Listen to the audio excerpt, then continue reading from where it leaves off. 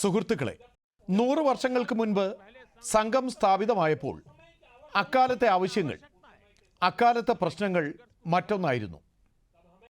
അപ്പോൾ നമുക്ക് നൂറ്റാണ്ടുകളുടെ അടിമത്തത്തിൽ നിന്നും മോചനം നേടേണ്ടതുണ്ടായിരുന്നു. നമ്മുടെ സാംസ്കാരിക മൂല്യങ്ങളുടെ രക്ഷ ആവശ്യമായിരുന്നു. എന്നാൽ ഇന്ന് 100 വർഷങ്ങൾക്ക് ശേഷം ഭാരതം വികസന പാതയിൽ മുന്നേറുകയാണ്. ഭാരതം ലോകത്തെ 3ാം സാമ്പത്തിക ശക്തിയായി മാറുകയാണ്.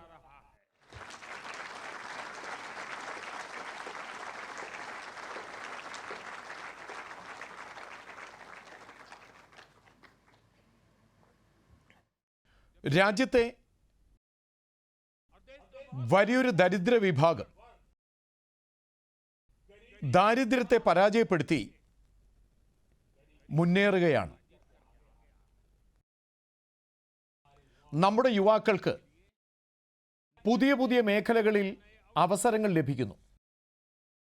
ഗ്ലോബൽ ഡിപ്ലോമസി മുതൽ ക്ലൈമറ്റ് പോളിസി വരെ ഭാരതത്തിൻ്റെ ശബ്ദം ലോകത്ത് മുഴങ്ങിക്കേൾക്കുന്നു. ഇന്നത്തെ വെല്ലുവിളികൾ വ്യത്യസ്തമാണ്, പ്രശ്നങ്ങളും വ്യത്യസ്തമാണ്. മറ്റുള്ള രാജ്യങ്ങളോടുള്ള സാമ്പത്തിക സഹായ അഭ്യർത്ഥന നമ്മുടെ ഐക്യത്തെ തകർക്കുന്നു. ഡെമോഗ്രാഫിയിൽ മാറ്റം വരുത്താനുള്ള ഗൂഢാലോചന. പ്രധാനമന്ത്രി എന്ന നിലയിൽ ഞാൻ വിനയത്തോടെ പറയുകയാണ്, വളരെ സന്തോഷമുണ്ട്. നമ്മുടെ സർക്കാർ ഈ വെല്ലുവിളികളെ ശക്തമായി നേരിടുകയാണ്.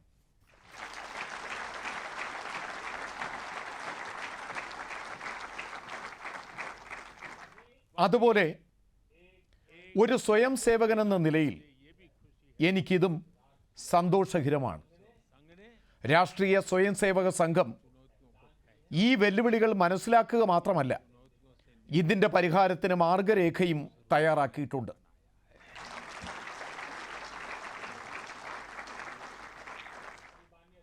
ദത്താജി ചില കാര്യങ്ങൾ പറഞ്ഞു.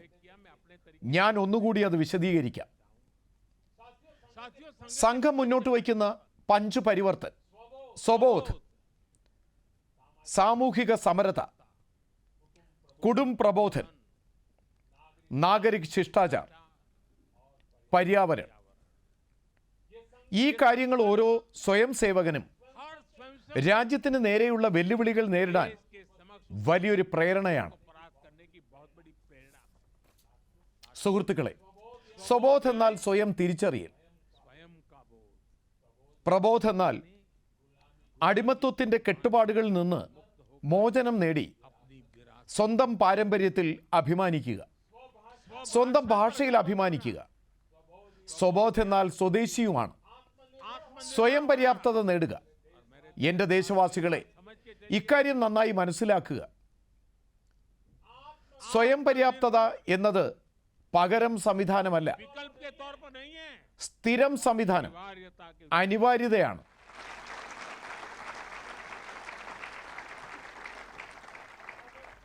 സ്വദേശി എന്നത് നമ്മുടെ സമൂഹത്തിൻ്റെ മൂലമന്ത്രമാകണം. നമുക്ക് വോക്കൽ ഫോർ ലോക്കൽ പദ്ധതിയുടെ വിജയത്തിനായി വോക്കൽ ഫോർ ലോക്കൽ എന്നത് നമ്മുടെ ആപ്തവാക്യമാക്കണം.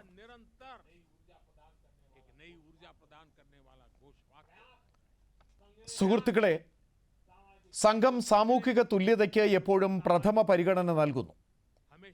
സാമൂഹിക തുല്യത, അതായത് പാർശ്വവൽക്കരിക്കപ്പെട്ടവരുടെ മുഖ്യധാരയിലേക്ക് എത്തിച്ച് സാമൂഹിക നീതി നടപ്പിലാക്കുക, അതിലൂടെ ദേശീയ ഐക്യം വർദ്ധിപ്പിക്കുക. ഇന്നുണ്ടാകുന്ന പല കാര്യങ്ങളും നമ്മുടെ ഐക്യത്തിൽ, സാമൂഹിക നീതിയിൽ, ചിന്തകളിൽ, സംസ്കാരത്തിൽ പ്രഹരമേൽപ്പിക്കുന്നു. തീവ്രവാദ ചിന്തകൾ, പ്രാദേശികവാദം, ഭാഷാ വിവാദങ്ങൾ, ബാഹ്യ ഇടപെടലുകൾ മൂലമുണ്ടാകുന്ന പ്രശ്നങ്ങൾ, ഇങ്ങനെ നിരവധി പ്രശ്നങ്ങൾ നമുക്ക് മുന്നിലുണ്ട്.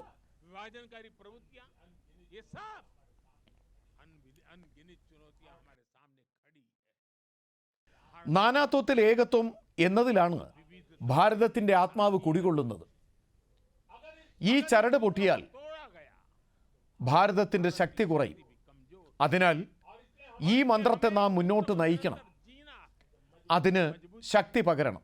സുഹൃത്തുക്കളെ, തുല്യനീതിക്കുന്ന് ഡെമോഗ്രാഫിയിലെ മാറ്റം എന്ന ഗൂഢാലോചന എന്ന വെല്ലുവിളി നേരിടുന്നു. ഇത് നമ്മുടെ ആഭ്യന്തര സുരക്ഷയ്ക്കും ഭാവിക്കും ദോഷകരമാണ്. അതിനാൽ ഞാൻ ചെങ്കോട്ടയിൽ നിന്നുകൊണ്ട് ഡെമോഗ്രാഫിക് മിഷൻ പ്രഖ്യാപിച്ചിട്ടുണ്ട്.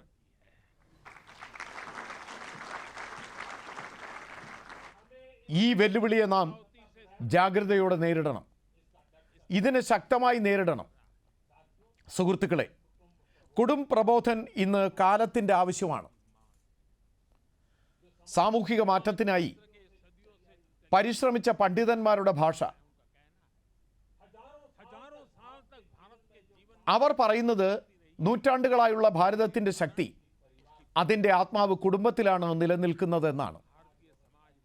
ശക്തിയേറിയ കുടുംബ വ്യവസ്ഥയാണ് സമൂഹത്തെയും രാജ്യത്തെയും ശക്തിപ്പെടുത്തുന്നത്.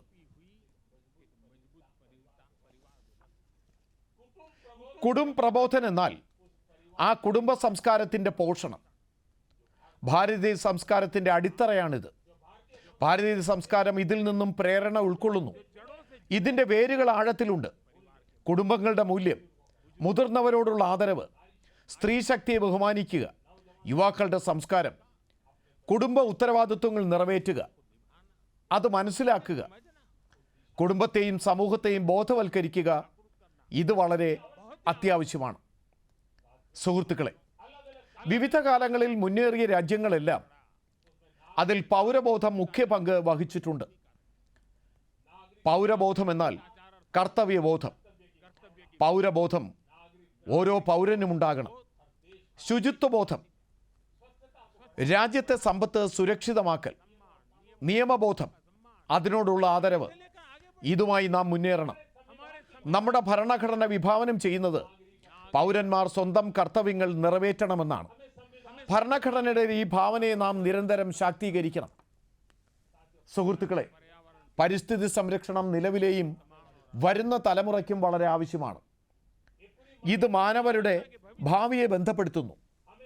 നാം ഇക്കോളജിക്കും പ്രാധാന്യം നൽകണം.